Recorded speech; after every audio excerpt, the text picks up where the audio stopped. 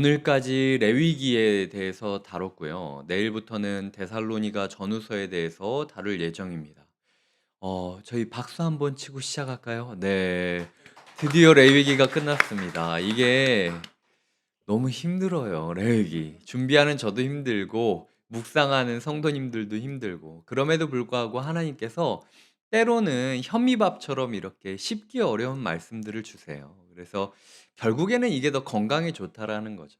항상 우리가 먹기 편한 것들만 먹는 것을 넘어서 잘근잘근 씹고 또 소화 안 되는 걸 삼키면서 불편히 여기고 다음에 이 밥을 차려주시면 더 잘 씹어야겠다라고 다짐하는 그 과정 자체가 하나님의 마음에 참 귀히 여기심을 받을 겁니다. 그래서 참 수고 많으셨고요. 그래서 레위기를 마치면서 정말로 고생하셨다고. 왜냐하면 히브리서도 레위기도 만만한 책들이 아니에요.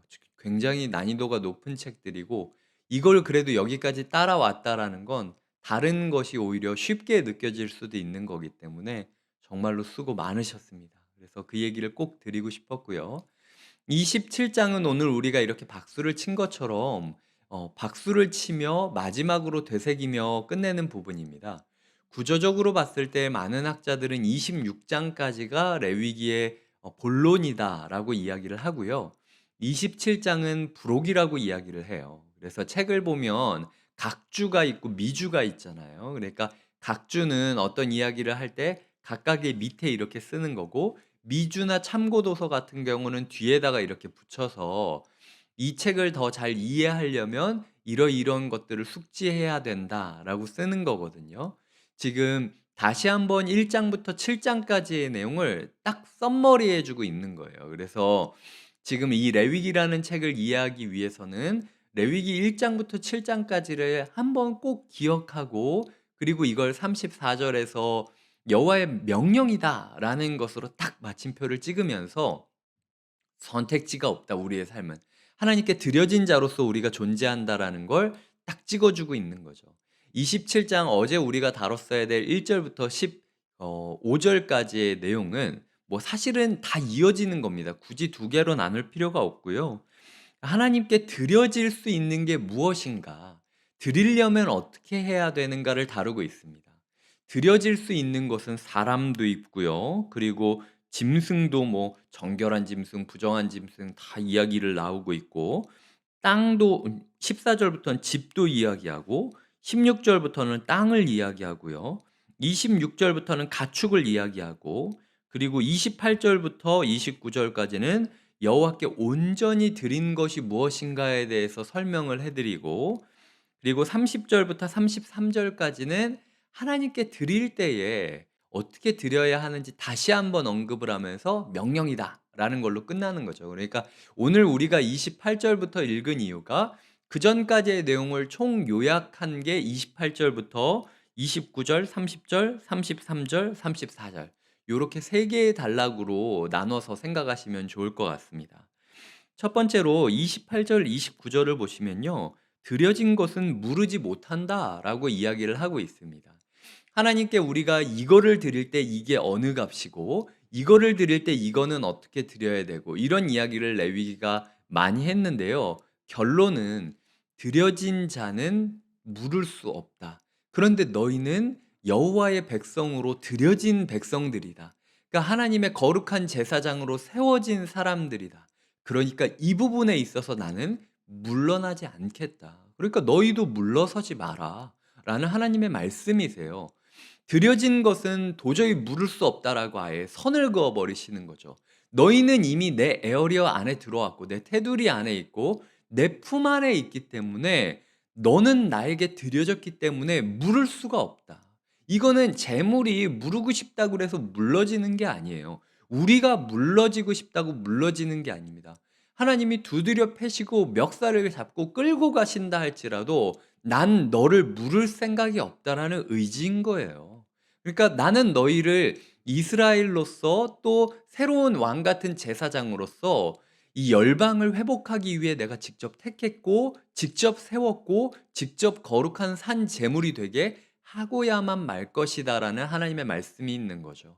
이 말씀을 힘입어서 레위기가 이해가 다 안 되고 그리고 우리의 삶 가운데 우리가 이 계명들을 들을 때 "주님 저는 너무 부족해서 제 안에 부정한 것들이 너무 많은 것 같아요."라고 이야기를 하면 주님께서는 말씀하십니다. "부정한 짐승도 드려질 수 있었다." 그리고 그것을 어떻게 하느냐에 따라서 그 연약한 짐승 뭐 크게 이렇게 나눠졌던 짐승 꼭 소나 양이어야만 드리는 게 아니라 제가 이야기하는 건 그 새나 이런 거 같은 짐승들도 드려질 수 있었다. 그러니까 너의 삶이 약하고 연약한다 할지라도 부정한 짐승이라고 하면 내가 거룩한 새 백성으로 이전 것은 지나가고 새롭게 창조하게 만들 것이고 연약한 비둘기 한 마리라고 할지라도 내가 너를 통하여 또 가난한 누군가를 속죄 제물로 화목 제물로 드릴 수 있도록 내가 이끌어 주겠다라고 약속하시는 거죠. 우리의 삶에 부정함이 보인다 할지라도 하나님의 핏부림을 받아서 거룩하게 될 것을 소망하셔야 되고 우리의 연약함이 있다 할지라도 하나님께서 그런 우리의 연약함 또한 인정하시며 누군가를 살리기 위한 도구와 통로로 사용하실 걸 기대하셔야 된다라는 겁니다. 왜? 내가 뛰어나기 때문이 아니라 나는 이미 주님께 드려진 존재이기 때문에. 주님께서 우리를 받아주시는 것을 신뢰하며 드려진 자로서 합당하게 물러서지 않기를 주님께서 바라셨다라는 거죠. 두 번째로는 30절부터 33절까지를 보시면요. 가리지 말라라고 이야기합니다. 33절을 보면 우열을 가리거나 바꾸거나 하지 말라. 바꾸면 둘 다 거룩하니니. 그러니까 바꾸면은 둘 다 바쳐야 된다라는 식의 이야기인 거죠. 소나 양의 11조를 32절에서 보시면은 목자의 지팡이 아래로 통과하는 것의 열 번째 것마다 그러니까 우리가 11조를 드린다고 했을 때 하나님께 양들이 이제 10마리가 있으면 뭘 드려야 될지 결정해야 되지 않겠습니까? 근데 딱 보고 내가 가리기 시작하면 얘는 이래서 너무 예쁘고 얘는 이래서 너무 좋은 거예요. 그러니까 내 마음 가운데 그러지 않는다라는 것 알면서도 조금 안 좋은 거 하나님 이해해 주시겠지. 내 마음 이해해 주시겠지. 하나님은 축복을 베풀어 주시는 주님이니까. 이해해 주시겠지라고 하고 어차피 드려지는 거 가장 안 좋은 것 드리는 게 인간의 마음입니다.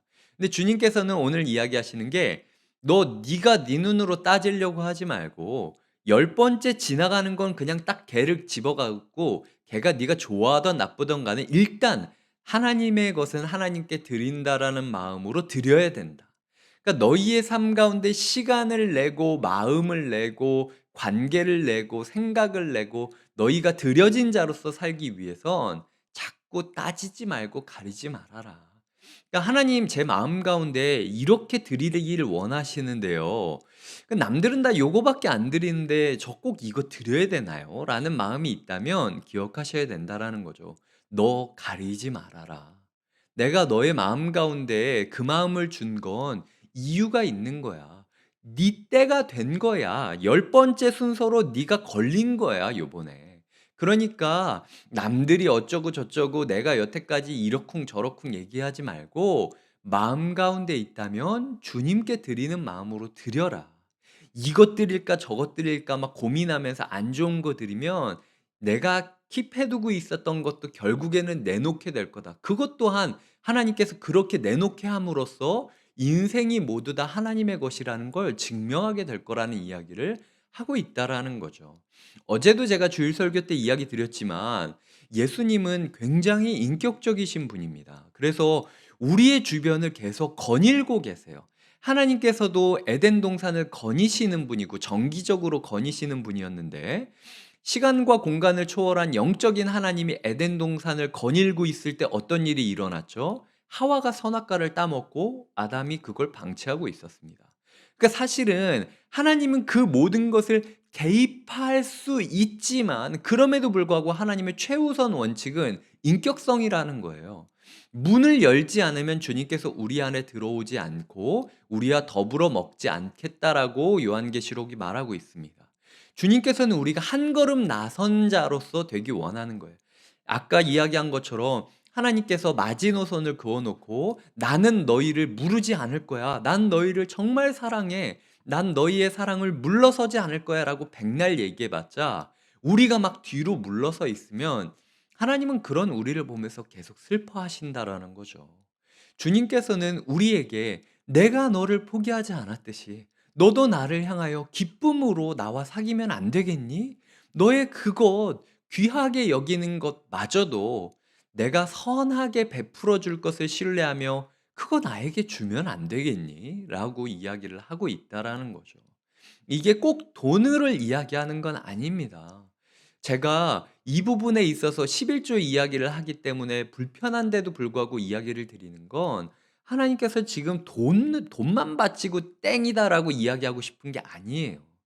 각자의 삶 가운데 어느 순간 누군가는 시간을 들여야 되고, 어느 순간 누군가는 봉사를 해야 되고, 어느 순간 누군가는 정말로 용서하기 싫은 사람을 용서하면서 내 심장 일부를 찢어 놓는 것 같은 느낌이 들 때가 있어요. 하지만 그게 때가 됐다라는 거죠. 내가 그걸 해야 될 때가 됐다라는 거예요. 주님께서 때가 되셨을 때 그 잔을 마시고 싶지 않았지만 기꺼이 나섰듯이 우리도 주님께 나서는 모습이 필요하다라는 겁니다. 그래서 한 주간 특별히 오늘 하지 않아도 되는데 하나님을 위해서 드려야 되는 것, 내 마음 가운데 때가 됐다라고 느껴지는 것들을 과감히 그냥 떼어서 하나님께 드리는 믿음의 훈련들, 믿음의 시험들이 우리 가운데 있었으면 좋겠어요. 그 실험을 통해서 하나님이 증명해 주실 겁니다. 왜냐하면은 믿음으로 행동한 그 걸음을 하나님이 반드시 눈에 보이는 현실로 바꿔주실 거라고 히브리서 말씀이 약속했잖아요.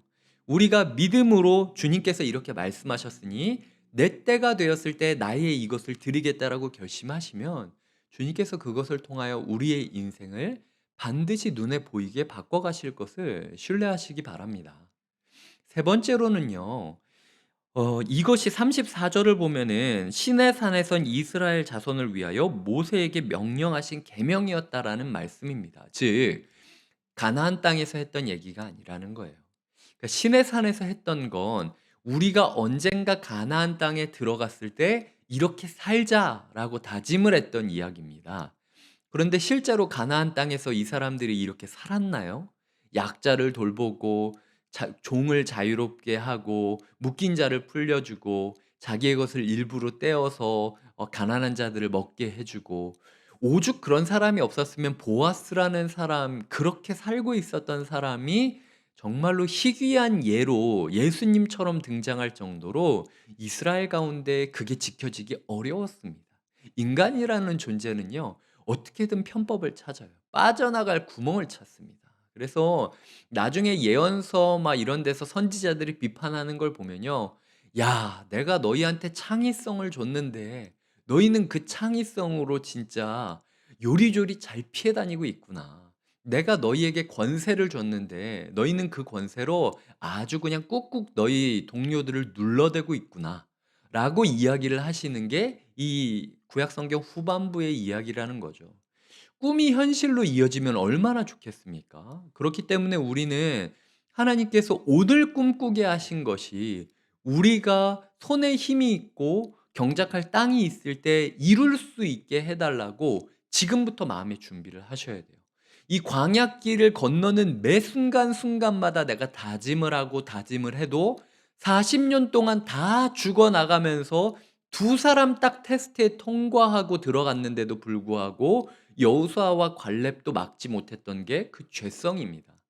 하나님께서 우리 가운데 너희가 지금 교회를 시작하며 꾸었던 그 정말로 귀한 꿈을 너희의 헌신으로 이뤄갈 수 있겠니? 정말로 너희의 일부를 떼고 너희의 피 같은 어떤 밭의 일부를 떼어 누군가를 먹일 수 있겠니? 라고 주님께서 오늘 우리에게 물어보고 있다라는 거죠. 제 마음 가운데 레위기를 마치며 고민들이 많이 있습니다. 그 고민은 드릴 수 있을 때란 과연 언제인가? 지금 우리의 삶이 지금 광야를 거닐고 있고 시내산 위에 있는 건가? 아니면은 뭐 교회가 시작했으니까 아직 시내산에서 이제 막 여행을 시작하려고 민수기 개수 한 1년 동안 예배드리면서 민수기 각자 지파의 수가 어느 정도 되는지 숫자를 세거든요. 그리고 출발합니다. 저는 지금 우리가 시내산에서 민수기로 넘어가는 그 시즌이라고 생각하고 있어요. 근데 그렇게 1년 동안 준비했는데도 불구하고 거룩한 구름을 보고 계명을 받았는데도 불구하고 나가자마자 했던 게 "물 없다. 빵 없다. 고기 달라." 이 얘기였어요. 근데 제가 인제 개척을 분립을 하고 나서 느껴지는 게 제가 이스라엘 백성 욕할 때가 아니더라고요. 제 마음 가운데 벌써 딱 먹고 살 게 걱정되고, 도대체 어느 정도 교인이 돼야, 성도님들이 어느 정도 돼야 '교회가 안정되었다.'라고 이야기할 수 있지? 이 부분이 전 매일 고민이에요. 왜냐하면은 저는 어떤 그런 게 있거든요. '일정 규모 이상 교회가 커져 버리게 되면 위험하다.'라는 생각을 하고 있어요. 근데 그 일정 규모가 도대체 몇 명이냐는 거죠. 1000 명인지 2000 명인지 10,000 명인지 아니면은 100 명인지 200 명인지, 그러면 어디까지를 건강하다라고 이야기할 수 있을지, 뭐 솔직히 뭐 숫자에 따라 그게 정해집니까? 믿음의 숫자가 중요한 거지. 하지만 제 마음 가운데 여러 고민이 있어요. 교회 가운데 바라는 여러 사역들이 있죠. 이것도 해야 되고 저것도 해야 됩니다. 지금 저희가 2만 명이 있던 교회에서 나온 거기 때문에 다 맛을 봤어요. 이것도 하고 싶고 저것도 하고 싶고 요것도 다 받고 싶고 저것도 받고 싶고. 하여튼 뷔페집에 갔다가 집에 왔더니 햇반밖에 없는 상황이 돼 버린 거죠. 지금 우리가 그러면 어느 정도 사역자를 충원하고 어느 정도 봉사팀을 꾸리고 어느 정도 그 봉사에 강도를 더해 가지고 해야 될지, 제 마음 가운데 이 이상 넘어가게 되면은 성도님들이 지칠 것 같고, '내가 이렇게 푸시해도 되는 건가? 세상 가운데 이렇게 일하느라 힘들어하는 사람들을 그냥 할 수 있는 한 이 부분에 있어서 세상 가운데 오히려 달려갈 수 있도록 도와야 되는 거 아닌가.'라는 고민을 실제로 제가 많이 하고 있어요. 근데 어떤 부분에 있어서는 "목사님 그래도 이러이러한 사역은 있었으면 좋겠습니다."라고 이야기를 하고요. 근데 그러려면 그 사역에 필요한 인프라가 필요하죠. 뭐 재정도 필요하고 사역자도 필요하고, 그러면 이 사역자를 위해서 헌금수가 늘어나야 되는 건가? 되게 제 마음 가운데 이 쳇바퀴가 되게 딜레마처럼 막 있는 겁니다. 어느 순간 제가 중심을 잃어버리면은요, 교회를 키우고 사역을 늘리고 사람들한테 좋은 이야기를 듣기 위해서 자꾸자꾸 교회 키울 방법만 생각하면서 제가 빠질 것 같은 거예요. 그러니까 날마다 날마다 말씀을 묵상하면 제 마음을 자꾸 다잡는 겁니다. 이 레위기에서 받았던 명령들 이스라엘 사람들이 지키지 않으려고 안 지킨 게 아니에요. 타협한 겁니다. '아 밭의 일부를 떼주는 게 좋지. 거룩한 제물을 드리는 거 좋지. 근데 일단 내가 안정되고 나서 그런 다음에 이거를 떼 드려야겠다.'라는 생각을 했기 때문에 망한 거예요. 근데 저의 마음 가운데 교회를 생각하며 자꾸 꿈이 아니라 현실이나 혹은 제가 성도님들을 배려한다라는 명목 이면에서 제가 좋은 사람으로 남고 싶기 때문에 성도님한테 마땅히 해야 될 봉사를 권하지 못하고 있는 건가? 아니면은 거절당하는 것에 대한 상처 때문에 혹시 성도님들이 마땅히 해야 될 걸음이 있는데도 불구하고 도전하지 않고 있는 건가? 꿈을 꿔야 되는데 제 마음 가운데 '아이 그래도'라고 얘기하며 제가 그냥 좋은 목사로 남고 싶어서 '꿈을 포기하고 있는 건가?'라는 고민이 여전히 제 마음 가운데 있습니다. 레위기, 드려진 자로서 예배자로서 예배 공동체로서 살아가야 된다라는 거는요, 지극히 현실적인 부분입니다. 오늘 우리가 우리의 삶 가운데 어떤 길을 선택해 가느냐는 거죠. 하나님의 꿈을 위해서 이제 시내 산에서 광야를 향해 걸어가야 되는 여정임에도 불구하고 그 끝모를 광야 여정에서도 그 원칙을 지키면서 끝까지 살아가겠다라는 결단이 없으면요, 가나안 가서도 안 바뀝니다. 그래서 우리 교회를 위해서 기도해 주시기를 부탁드려요.